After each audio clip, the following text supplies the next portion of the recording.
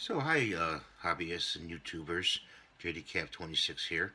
We've got this 4-ounce bottle, and actually it's a 2-ounce bottle, I'm sorry. And the length measures about 70 millimeters, so we cut it in half to 35. We put distilled water in here from Walmart. Okay, you can get it at Walmart, really fairly cheap. And we drew a line there with a Scripto. Now you want to add in the glycerin, which is about 10 drops. You take a pipette like this, open it up, and hopefully you can get some in here. If it cooperates.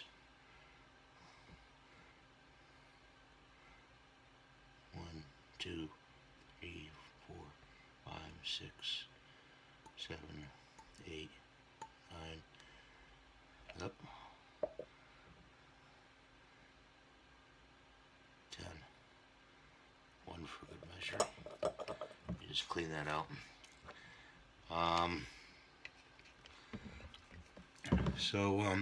After that, you want to add the other half with Windex Original. Okay, so fill it up to about the top. This is not a cleaner. This is a Flowaide to help you get your paint mixed. Mix it up like that. And try it in your airbrush. Thin it out to milk consistency to cut your paint.